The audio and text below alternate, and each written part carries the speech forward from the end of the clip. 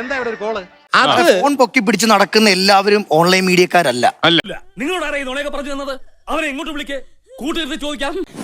അത് ന്യായം.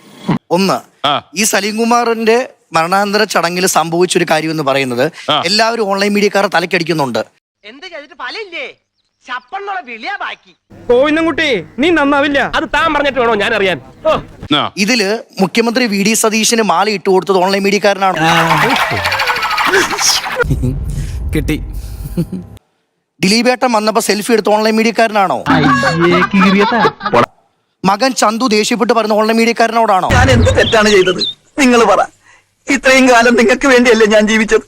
ഒന്നോ രണ്ടോ പ്രാവശ്യം കൈ അബദ്ധം പറ്റി. സാർ ഉൾപ്പെടെ ചിരിച്ചുകൊണ്ട് എല്ലാവർക്കും കൈ കൊടുത്ത് നടന്നു വരുന്ന ഒരു ദൃശ്യം ഞാൻ കണ്ടു. കിട്ടിയ മുതലും പലിശ ചേർത്ത് കിട്ടി. ശരിക്കും ഇത് റിയാലിറ്റി ഷോ ആണോ, മരണാനന്തര ചടങ്ങാണോ? അയ്യടാ, പന്തല് പൊളിഞ്ഞില്ല, എന്താ മോന്ത പൊളിഞ്ഞിട്ടില്ലേ? അപ്പൊ പൂർണ്ണമായിട്ട് ഓൺലൈൻ. ഞാൻ അതിനകത്തൊരു ക്ലാരിഫിക്കേഷൻ. പ്രകാശ, ഇതാണ് ചരിത്രത്തിന്റെ തിരിച്ചടി. മീഡിയ, സോഷ്യൽ മീഡിയ ഞാൻ ഒരിക്കലും കുറ്റപ്പെടുത്തി പറഞ്ഞല്ല. ഇതിനാണ് അവനവൻ പാരാന്ന് പറയുന്നത്. അല്ലല്ല, അതിൽ ഇന്നലെ ക്ലാരിഫൈ ചെയ്യണോ ഒരാൾ പറഞ്ഞാൽ? എവിടെ പോണു? തൊണ്ട വെള്ളം കുടിക്കണം. ഈ പട്ടിയുടെ മോന്ത കണ്ടിട്ട് പോയാ മതി. അറിഞ്ഞു, പക്ഷെ അപ്പോഴേക്കും വൈകിപ്പോയി. ഞാനിപ്പോ ഇവിടെ നിന്ന് ഒരു 3.5 മണിക്കൂർ ലൈവ് കഴിഞ്ഞ് ഇത് തന്നെ സലീം കുമാറിന്റെ മരണാനന്തര സംഭവങ്ങളൊക്കെ നമ്മൾ പറഞ്ഞിട്ട് നമ്മൾ അങ്ങോട്ട് ചെല്ലുമ്പോൾ പറ്റിപ്പോയതല്ല, പറ്റിപ്പാണ് നിന്റെ പ്രധാന പണി. അന്ന് നീ എന്റെ കയ്യിൽ നിന്ന് കഷ്ടിച്ച് രക്ഷപ്പെട്ടു.